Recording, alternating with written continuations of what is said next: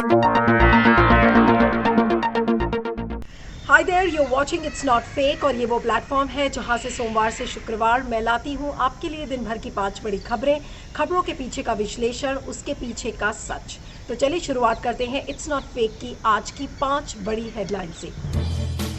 दिल्ली में community spread का खतरा, पॉजिटिविटी रेट पहुंचा 27%। कोरोना को लेकर उच्च स्तरीय बैठक। WHO का दावा, बिना लक्षण वाले मरीजों से कोरोना फैलना मुश्किल। प्रवासी मजदूरों पर सुप्रीम कोर्ट का सरकार को आदेश, कहा प्रवासी मजदूरों को 15 दिन में उनके घर भेजें, उनके रोजगार की भी बनाएं योजना। पश्चिम बंगाल की वर्चुअल रैली में बोले गृह मंत्री अमित शाह, रविंद्र संगीत की जगह बंगाल में अब बम धमाके, गोलियों की आवाज। और भारत और नेपाल के बीच बढ़ा विवाद, नेपाल की संसद में संशोधन बिल पेश, नए नक्शे में भारत के 3 हिस्से। तो इन सारी खबरों को आपको एक एक करके बताऊंगी और उसके पीछे का विश्लेषण करूंगी, लेकिन शुरुआत करते हैं हमारी आज की पहली बड़ी खबर से, और वो है दिल्ली की खबर कोरोना से जुड़ी हुई, जो कि एक बहुत ही भयानक स्थिति के रूप में जो देश की राजधानी है वो उभर रही है। एक राजनीतिक लड़ाई चल रही है दिल्ली सरकार और केंद्र सरकार के बीच में। और आज जो डिजास्टर मैनेजमेंट अथॉरिटी की जो मीटिंग हुई थी, उस मीटिंग से आज इस बात का साफ प्रमाण मिल जाता है। मनीष सिसोदिया मीटिंग से बाहर निकलने के बाद कुछ नंबर्स देते हैं। वो नंबर्स आपको बताती हूँ कि 15 जून तक दिल्ली में 44,000 केसेस होंगे, 6,000 बेड्स की ज़रूरत पड़ेगी। फिर वो कहते हैं कि 30 जून तक 1 लाख केसेस हो जाएंगे, 15,000 बेड्स की ज़रूरत पड़ेगी। जुलाई 31 तक 5.5 लाख दिल्ली में केसेस हो जाएंगे और 80,000 बेड्स की ज़रूरत पड़ेगी। तो ये उन्होंने इसलिए कहा है क्योंकि अनिल बैजल से जब इस बात के लिए कहा गया था, जब दिल्ली सरकार ने कहा कि आप पुनर्विचार करिए और जो दिल्ली की जो बेड्स हैं उन्हें दिल्ली वासियों के लिए सुरक्षित करिए, तो अनिल बैजल ने इस पर कुछ नहीं कहा, जो कि लेफ्टिनेंट गवर्नर हैं। तो इसी बात को लेकर एक ये राजनीति देखी गई कि वो बाहर सामने निकल कर आए। उन्होंने प्रेस वालों से इस बात को कहा और एक तरीके से प्रमाणित कर दिया कि दिल्ली की स्थिति ठीक नहीं है। इसके पहले कि मनीष सिसोदिया बोलते, मीटिंग में जाने के पहले जो दिल्ली के स्वास्थ्य मंत्री हैं सत्येंद्र जैन, उन्होंने इस बात को कहा कि दिल्ली में कम्युनिटी ट्रांसमिशन शुरू हो गया है, लेकिन इसका ऐलान केंद्र सरकार को करना है। और उसका तथ्य ये था, उसका बेस ये था कि उन्होंने कहा कि दिल्ली में हर तीसरा पर्सन इस समय कोरोना पॉजिटिव है और लोगों के जो इन्फेक्शन का सोर्स है वो किसी को पता नहीं है, इसलिए कम्युनिटी ट्रांसमिशन शुरू हो गया है। तो आज राजनीति अपनी जगह है, लेकिन आज जो बड़े 2-3 मुख्य सवाल है कि राजनीति खेलते खेलते कहीं ऐसा ना हो जाए कि दिल्ली की स्थिति जो 1918 में जो प्लेग हुआ था या स्पेनिश फ्लू हुआ था, उसकी स्थिति दिल्ली को फेस करनी पड़े। दूसरी बात ये कि आज केंद्र सरकार डिनायल मोड में क्यों है। अब इस बात को लेकर प्रेशर शायद सारी राज्य सरकारों को डालना चाहिए कि अगर कम्युनिटी ट्रांसमिशन शुरू हो गया है, जो कि एक नहीं कई एक्सपर्ट्स ने इस बात को कहा है कि कम्युनिटी ट्रांसमिशन भारत में बहुत पहले शुरू हो गया था, तो आज केंद्र सरकार इस चीज़ को एक्नॉलेज करती क्यों नहीं है।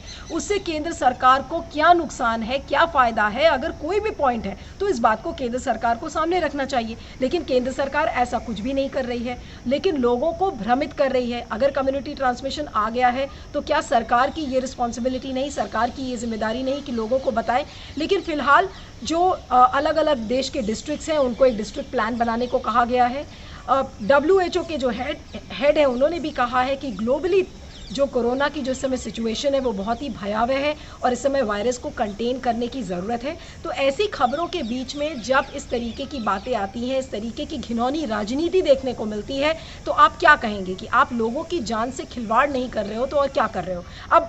अब उस दिन का इंतज़ार है जब केंद्र सरकार इस बात को मानेगी कि कम्युनिटी ट्रांसमिशन यानी कि स्टेज 3 भारत में कोरोना का शुरू हो गया है, और उसको लेकर क्या स्ट्रैटेजी सरकार बनाएगी, कब बनाएगी, इस सब पर निगाहें टिकी होंगी। लेकिन जब तक सरकार इस पर कोई ऐलान नहीं करती तो राम भरोसे रहिए और अपने सेल्फ डिसिप्लिन पर ही भरोसा करिए। आप इस पर फीडबैक दीजिएगा, मैं आपको दूसरी खबर की ओर लेकर चलती हूँ। अब हमारी जो दूसरी खबर है वो आज इस बात को फिर से एक बार फिर चर्चा में ये बात आ गई है कि जो एसिम्प्टोमेटिक कैरियर्स है, यानी कि जो लोग जो कोरोना के लक्षण नहीं कैरी करते, क्या वो दूसरे लोगों को अपना इन्फेक्शन फैला सकते हैं। WHO ने यानी कि वर्ल्ड हेल्थ ऑर्गेनाइजेशन का एक दावा है, उनकी जो ऑफिशियल एपिडेमियोलॉजिस्ट हैं मारिया वैन कर्कोव, उन्होंने आज उनकी एक रिपोर्ट के मुताबिक उन्होंने कहा है कि जो कोरोना वायरस के जो एसिम्प्टोमेटिक कैरियर्स हैं वो दूसरे इंडिविजुअल्स को इन्फेक्शन नहीं फैला सकते। अब ये बहुत ही इनक्रेडिबल सी बात लगती है, क्योंकि अभी तक जितनी भी स्टडीज़ आई थी वो ये कहती थी कि जो एसिम्प्टोमेटिक कैरियर्स हैं उनमें पूरा पोटेंशियल होता है कि वो दूसरे लोगों में कोरोना का इन्फेक्शन फैला सकते हैं। अब आज इस स्टडी ने एक बार फिर से अगर लोगों को कुछ हद तक राहत दी है, तो दूसरी तरफ थोड़ा सा कन्फ्यूजन भी है। और जिस तरीके से वर्ल्ड हेल्थ ऑर्गेनाइजेशन के फ्लिप फ्लॉप्स हम लोगों ने पिछले 2-3 महीने में देखे हैं, और एक नहीं कई मुद्दों पे देखा है, चाहे वो वैक्सीन्स का मामला हो, चाहे पैंडेमिक डिक्लेरेशन का मामला हो, तो वो थोड़ी सी पचती हुई कम नज़र आ रही है। लेकिन अब आपको तथ्य बताती हूँ कि ये जो एक स्टडी जिसकी मैं बात कर रही हूँ वो सिंगापुर के एक जर्नल में छापी गई थी। उसमें वुहान के जो एपिसेंटर था कोरोना वायरस का, वहाँ पर 300 लोगों के सिम्प्टोमेटिक कैरियर्स के सैंपल्स लिए गए थे। और सैंपल्स का जो बेसिस था कि वो जो मग्स यूज़ करते हैं सिम्प्टोमेटिक कैरियर्स, जो मास्क यूज़ करते हैं, टाल्स यूज़ करते हैं जो लोग, तो उनके बेसिस पर ये टेस्टिंग हुई थी। और ये पाया गया कि वो 300 लोग नेगेटिव पाए गए, यानी कि उनमें कोरोना वायरस का इन्फेक्शन नहीं मिला था। अब ये जो वुहान की जो स्टडी थी ये बहुत ही लिमिटेड सैंपल्स थे, 300 लोगों का sample out of a population of 9.98 million people. तो सैंपल साइज़ छोटा है, लेकिन हाँ एक इंडिकेशन ज़रूर है। लेकिन इस समय सबसे बड़ा सवाल ये है कि आप कौन सी स्टडी को बिलीव करें। WHO की एक स्टडी कुछ कहती है, अलग अलग देशों में अलग अलग सॉलिडारिटी ट्रायल्स भी चल रहे हैं, जैसे UK हो गया, अमेरिका हो गया। तो कौन सी रिसर्च को आप माने? इस समय ऐसा लग रहा है कि होल्ड लगी हुई है। अमेरिका कहता है कि वो वैक्सीन बना रहा है, चाइना कहता है वो वैक्सीन बना रहा है। आज एक खबर आ रही है कि यूके ने कहा है कि यूके का जो इंपीरियल कॉलेज है वहाँ की एक वैक्सीन है जो बहुत जल्दी तैयार हो जाएगी और लोगों में बढ़ जाएगी। तो इस समय जो एक अमेरिका और चाइना के बीच में होल्ड लगी हुई है कि कौन सा देश सबसे पहले वैक्सीन बनाएगा और सबसे पहले अपने सिटीजन्स को वैक्सीनेट करेगा, तो एक तरीके की डिप्लोमेटिक होड़ भी इस समय लगी हुई है। क्योंकि आपने डोनाल्ड ट्रंप के आए दिन बयान सुने, उन्होंने कहा कि नहीं हम तो बहुत जल्दी वैक्सीन लेकर आएंगे और लोगों को वैक्सीनेट कर देंगे। तो ऐसे में आज सवाल ये उठता है कि इतनी सारी स्टडीज़ पब्लिश हो रही हैं, सिर्फ एक देश में नहीं, इतने सारे देशों में, लेकिन किस स्टडी को माना जाए? एक आम आदमी के लिए ये कन्फ्यूजन नहीं तो और क्या है। WHO कहने को वर्ल्ड हेल्थ एपेक्स बॉडी मानी जाती है, यानी कि विश्व की शीर्ष स्वास्थ्य संगठन माना जाता है। लेकिन जिस तरीके से वहाँ भी एक तरीके का डिप्लोमेटिक वॉर दिख रहा है और वहाँ पे दो पोल्स में बटी हुई ऑर्गेनाइजेशन दिख रही है, एक अमेरिका को सपोर्ट करती है, एक चाइना को सपोर्ट करती है, तो लोगों के मन से थोड़ा सा एक ट्रस्ट डेफिसिट हो गया है। और किस रिपोर्ट को माने, किस जर्नल को माना जाए, ये सबसे बड़ी बात है। उधर लैंसेट भी अपनी अपनी चीज़ें पब्लिश करता है, फिर रिट्रैक्ट करता है। तो ऐसे में आम आदमी के लिए सिवाय कन्फ्यूजन के और कुछ भी नहीं है। फिलहाल ये जो स्टडी है, जो मारिया वैन गर्कोव की ये स्टडी है, डर थोड़ा ज़रूर दूर करती है कि भाई ठीक है, हो सकता है एसिम्प्टोमेटिक कैरियर्स इन्फेक्शन को आगे नहीं बढ़ा सकते। लेकिन मेरा सुझाव ये है कि आपको सारे प्रिकॉशंस अभी भी बरतने होंगे, और एसिम्प्टोमेटिक कैरियर है तो आपको अभी भी सेल्फ डिसिप्लिन पर उतना ही भरोसा करना पड़ेगा, ना कि इन लैंसेट के जर्नल्स और WHO के जर्नल्स को पढ़कर। स्टडी पढ़िए ज़रूर, गौर करिए, लेकिन आपको जो खुद से करना है, आपकी बुद्धि, आपका विजडम जो कहता है, आप उस बात को करिए। आप अपना फीडबैक ज़रूर दीजिएगा। आइए आपको तीसरी खबर की ओर लेकर चलते हैं।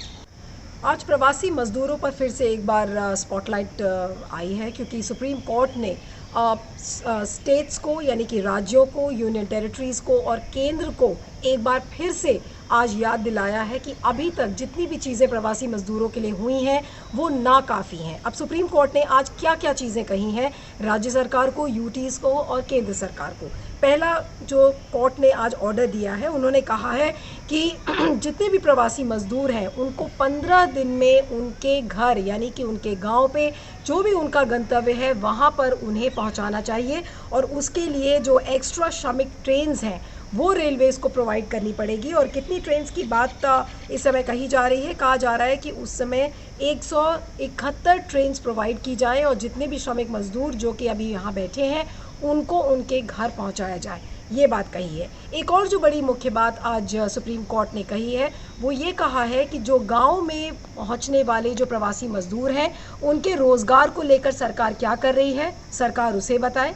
उसको जो ये प्रवासी मज़दूरों को जो गवर्नमेंट की जो बेनिफिट स्कीम्स हैं वो कहाँ तक पहुँची हैं, उसका एक स्टेटस दिया जाए। अगले महीने जब इस कोर्ट की फिर से ये हियरिंग होगी इस मैटर पर, आपको याद होगा कि ये सुओ मोटो केस था प्रवासी मज़दूरों का, जो कि सुप्रीम कोर्ट ने सुओ मोटो इसको लिया था, तो उसी की हियरिंग थी। और पिछले 2-3 हियरिंग से हम आए दिन बात सुन रहे थे। पहले सरकार ने बोला कि नहीं, लोगों को खाने और पीने की कोई कमी नहीं थी, फिर तुषार मेहता ने कुछ कहा। तो ये जो हियरिंग का सिलसिला था, उसी सिलसिले में आज हियरिंग में सरकार ने आज फिर से जो पूरी जिम्मेदारी है वो राज्यों, यूटी और केंद्र सरकार के ऊपर रख दी है। इसके अलावा उन्होंने ये भी कहा है कि माइग्रेंट लेबरर्स हैं, उनके लिए काउंसलिंग सेंटर्स बनाए जाएं और उन्हें रोज़गार के साधन के बारे में बताया जाए, अवेयरनेस क्रिएट की जाए कि उन्हें जो रोज़गार है वो कहाँ से मिल सकता है। स्किल मैपिंग करनी चाहिए ग्राम पंचायत के लेवल पर। ये सारी मुख्य बातें आज कही गई हैं। लेकिन आज सवाल ये उठता है कि सरकार जो इतने दिनों से इस बात को कहती आई है कि नहीं, उन्हें कोई कमी नहीं थी, जो माइग्रेंट्स की जो क्राइसिस थी वो 90% बिल्कुल ख़त्म हो चुकी है। तो अब सवाल ये उठता है कि जितनी भी माइग्रेशन एक्सपर्ट्स की तरफ से जो रिपोर्ट्स आ रही हैं, वो सब इस बात को कह रहे हैं कि जो रियल चुनौती है, जो रियल चैलेंज है, वो अब शुरू हुआ है। क्योंकि लाखों की संख्या में जब ये मज़दूर अपने गांव पहुंचेंगे तो इन गांवों में रोज़गार की जो सुविधाएं हैं वो कैसे उपलब्ध कराई जाएंगी, मनरेगा की फैसिलिटी ली जाएगी या नहीं ली जाएगी। कल मैंने आपको बताया था कि सोनिया गांधी ने किस तरीके से मोदी सरकार को इस पर नसीहत दी है। तो जो असली चुनौती है वो अब शुरू होगी। गांव में कैसे मैलन्यूट्रिशन को रोका जाए, भुखमरी को रोका जाए, रोज़गार के साधन कैसे लेकर आया जाए। सारे जो माइग्रेशन के जो एक्सपर्ट्स हैं वो इसी बात को कह रहे हैं कि जो गाँव की जो स्थिति है वो बिल्कुल उफान की स्थिति है, यानी कि एक एक्सप्लोजन देखा जा रहा है गांव में।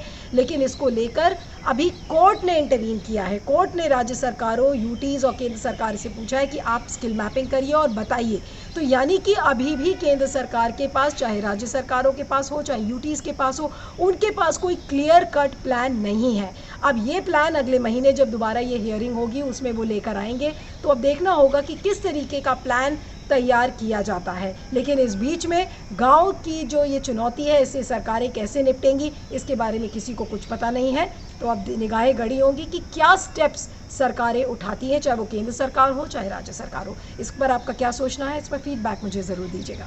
गृह मंत्री अमित शाह ने पश्चिम बंगाल में वर्चुअल रैली की और बहुत एक्सपेक्टेड था कि वो ममता बनर्जी पर प्रहार करेंगे और उसी सिलसिले में आज उन्होंने जमकर ममता बनर्जी को अटैक किया है। और जो सबसे बड़ा जो न्यूज़ पॉइंट आज उनकी जो रैली से निकला, उन्होंने यही कहा कि जिस तरह से श्रमिक ट्रेन्स के बारे में ममता बनर्जी की सरकार ने कहा था कि ये श्रमिक ट्रेन्स नहीं, ये कोरोना एक्सप्रेस है, तो उसी सिलसिले में आज अमित शाह ने उस बात का जवाब देते हुए कहा है कि ममता दीदी, ये जो आप कोरोना एक्सप्रेस की बात कर रही थी, यही कोरोना एक्सप्रेस आपके लिए एग्जिट रूट बनाएगा।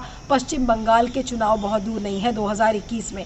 तो इस तरीके की बातें की हैं। इसके अलावा जो मुख्य रूप से जो बातें निकल कर आई हैं उसमें उन्होंने ये सारी बातें कही हैं कि किस तरह से जो सेंट्रली स्पॉन्सर्ड स्कीम्स हैं केंद्र की, वो ममता बनर्जी ने उनको अपने स्टेट में इम्प्लीमेंट नहीं किया है। आयुष्मान भारत को नहीं इम्प्लीमेंट किया है। श्रमिक ट्रेन्स को लेकर जिस तरीके की राजनीति थी उसको लेकर बातचीत अपने वर्चुअल रैली में की। इसके अलावा CAA और NRC को लेकर भी आज उनका दोबारा बयान आया है। तो आज एक तरीके से चुनावी बुगल पश्चिम बंगाल में अमित शाह ने बजा दिया है।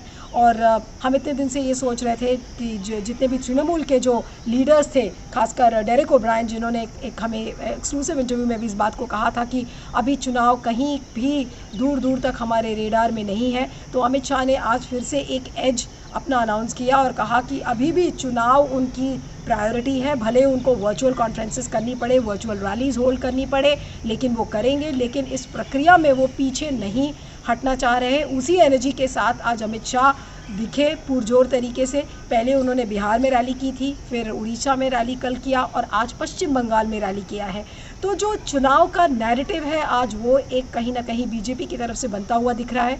जो लोग ये कह रहे थे कि नहीं, शायद CAA और NRC पीछे हट गया है, तो आज अमित शाह ने अपनी वर्चुअल रैली के ज़रिए इस बात को साफ दर्शा दिया कि नहीं, अभी सीए आज भी चुनावी नैरेटिव में ज़िंदा है। उसके अलावा कोरोना एक्सप्रेस की जैसी जो बातें हैं, कोरोना का जो पैंडमिक है वो भी एक नैरेटिव बन के आ सकता है। तो इन तमाम जो चुनावी नैरेटिव है वो तो उन्होंने बनाया है, लेकिन आज साथ में फिर से वही नैतिक सवाल खड़ा होता है कि इतनी बड़ी महामारी के बीच में जब इतने लाखों की संख्या में प्रवासी मजदूरों के पास पैसे नहीं हैं, उनके पास रोज़गार नहीं है, तो आज पार्टी किस मॉरल स्टैंडिंग से इतनी बड़ी बड़ी वर्चुअल रैलीज कर रही है, जिसमें कि लाखों की संख्या में लोगों को मोबाइल्स बांटे जा रहे हैं, 100 करोड़ से ज़्यादा की वर्चुअल रैलीज पर खर्चा हो रहा है। तो आज नैतिक स्टैंडिंग क्या है अमित शाह की, जिसके बेसिस पे ये वर्चुअल रैलीज की जा रही हैं? उनका जो एक्सप्लेनेशन है, नॉर्मली जो बीजेपी ये कहती है कि नहीं भाई, ये हमारी चुनावी और लोकतांत्रिक प्रक्रिया है जिसके ज़रिए हम अपना काम तो नहीं बंद कर देंगे। काम आप बिल्कुल नहीं बंद कर सकते, लोकतंत्र चलना है, चुनावी प्रक्रिया को भी जारी रखना है, लेकिन इसके साथ साथ एक नैतिक जवाब जो प्रवासी मजदूरों और जो गरीब किसान हैं जो आज मर रहे हैं भूखे पेट और जिनके घर में रोज़गार नहीं है, जिनके पास अपने परिवार चलाने के पैसे नहीं है, तो उनको भी साथ में जवाब देते हुए चलिए कि आप क्या करेंगे। फिलहाल आपने तो कुछ किया नहीं है, आज कोर्ट्स ने सवाल पूछे हैं, अब इसका रोड मैप अब आप लेकर आएंगे, लेकिन तब तक आप कम से कम वर्चुअल रैलीज़ की तो बात मत करिए, आप कम से कम इतनी बड़ी बड़ी चुनावी रैलीज़ की बात मत करिए जब तक इन प्रवासी मजदूर और गरीबों के पेट में रोटी और उनके जो रोज़गार का जो साधन है वो मुहैया नहीं हो जाता। आपका इस स्टोरी के फीडबैक पर मुझे इंतज़ार रहेगा, कमेंट्स करिएगा। आइए अब आपको 5वीं खबर की ओर लेकर चल रहे हैं, जो कि आ रही है नेपाल से। इस समय जब मैं आपसे बात कर रही हूं तो इस समय नेपाल की संसद में एक बहुत ही गर्म बहस चल रही है, और वो है सेकंड कॉन्स्टिट्यूशन अमेंडमेंट बिल को लेकर, जो कि 31 मई को पास किया गया था। अब इस कॉन्स्टिट्यूशन अमेंडमेंट बिल से क्या होगा? एक लीगल स्टेटस मिलेगा नेपाल के नक्शे को। इस नक्शे में भारत की 3 जो टेरिटरीज़ हैं उनको शामिल किया गया है। वो कौन कौन सी टेरिटरीज़ हैं? लिम्पियाधुरा, लिपू लेक और काला पानी। नेपाल ये कहता है कि ये उनकी टेरिटरी में आता है, भारत ये कहता है कि नहीं, जो ये लिपू लेक वाला जो एरिया है, अभी उन्होंने हाल में 8 मई को एक रोड लिंक का इनॉग्रेशन किया था, तो उसके ज़रिए भारत का ये कहना है कि नहीं, ये भारत का हिस्सा है। तो ये टेरिटरी को लेकर जो इस समय भारत और नेपाल में लड़ाई लड़ी जा रही है, तो आज अगर नेपाल की संसद, जैसे कि मैं आपसे बात कर रही हूँ, while I'm talking to you, this discussion is on within the Nepalese parliament, और आज उम्मीद है, क्योंकि जो नेपाल की विपक्षी पार्टीज़ है, नेपाली जो कांग्रेस है, वो भी इसके फेवर में है, तो उम्मीद है कि 2/3 बहुमत से ये संशोधन बिल पास हो जाएगा। इसको पास करने के बाद जो नेपाल का नक्शा है उसे लीगल स्टेटस मिल जाएगा। तो लीगल स्टेटस मिलने के बाद भारत और नेपाल के रिश्ते क्या होंगे? और ज़्यादा उसमें डिप्लोमेटिक क्राइसिस बढ़ सकता है, क्योंकि भारत अपनी टेरिटरी को बचाने के लिए, अपनी सॉवरेनिटी को बचाने की बात करता है, उधर नेपाल कहता है कि नहीं, ये हमारी टेरिटरीज़ है। अब अगर हिस्टोरिकल फैक्ट्स देखें तो सुगाली ट्रीटी साइन की गई थी 1816 में, और उसके मुताबिक ये तीनों जो एरियाज़ मैंने आपको बताए हैं, लिम्पियाधुरा, लिपू लेक और काला पानी, ये नेपाल के हिस्से में आता है, लेकिन भारत का मानना कुछ और है। तो अब ऐसे में इतनी बड़ी वैश्विक महामारी के टाइम में क्या दोनों देश, भारत और नेपाल, जो कि एक जघन्य नेबर्स रह चुके हैं, एक बहुत अच्छे दोस्त रह चुके हैं, तो क्या इतनी बड़ी महामारी के बीच में इतना बड़ा डिप्लोमेटिक क्राइसिस क्या नेपाल और इंडिया दोनों अफोर्ड कर सकते हैं? इस समय फॉरेन सेक्रेटरी लेवल के टॉक्स की मांग की जा रही है, और लेकिन भारत अभी इसके लिए तैयार नहीं है। लेकिन अगर नेपाल इस संशोधन बिल को पास कर देता है तो मुझे नहीं लगता कि भारत इतनी जल्दी किसी भी बातचीत के लिए तैयार होगा। लेकिन अब रही बात ये कि किसके बिहेस्ट पे ये बातें कही गई हैं। इसके पहले हमने देखा था कि जो हमारे मिलिट्री हेड से, उन्होंने इस बात को कहा था कि नहीं, चाइना के बिहेस्ट पे, चाइना के इशारे पे नेपाल इस तरीके की हरकतें कर रहा है। तो ये जो सारी जो कवायद है इस समय, ये चाइना के डोमिनेंस को लेकर है, और लेकिन इसका जो खामियाजा है, जो एक डायरेक्ट खामियाजा है, वो भारत और नेपाल के रिश्तों पे पड़ रहा है। भारत और नेपाल के रिश्ते इस तरह से थे कि कोई भी, कभी भी कोई भी संकट आता था तो नेपाल हमेशा भारत के साथ खड़ा मिलता था, और भारत नेपाल के साथ। लेकिन आज इस डिप्लोमेटिक क्राइसिस, जो कि इस नक्शे की, जो कार्टोग्राफिक वॉर एक देखी गई है, नक्शे की जो टेरिटरीज़ हैं उनको अगर लीगल स्टेटस मिलता है तो ये जो डिप्लोमेटिक वॉर है ये और भी ज़्यादा गहरा जाएगी। अभी इंडिया और चाइना का जो स्टैंड ऑफ है उसको लेकर कोई रेजोल्यूशन सामने नहीं नज़र आ रहा है, और अब यहाँ पर हम एक दूसरा दुश्मन अपना खड़ा कर रहे हैं, जहाँ तक डिप्लोमेटिक वॉर का सवाल है। तो भारत की सरकार को बहुत सारे जवाब देने होंगे। इंडिया चाइना पर कोई जवाब नहीं है। अब भारत और नेपाल के रिश्ते कैसे सुधरेंगे, कैसे इस क्राइसिस को रिजॉल्व करना होगा, यही इस पर हमारी निगाहें टिकी होंगी और देखना होगा कि भारत की सरकार इस पर क्या जवाब देती है। तो आज इट्स नॉट फेक की 5 बड़ी खबरों में इतना ही। आप मुझे ट्विटर पे फॉलो कर सकते हैं @neelu317 पे। आपकी स्क्रीन्स पर एक ईमेल आईडी फ्लैश कर रहा होगा, उस पर ज़रूर लिखिएगा। आपका फीडबैक का मुझे इंतज़ार रहेगा। बताइएगा आपको मेरा एनालिसिस कैसा लगा। Thank you so much.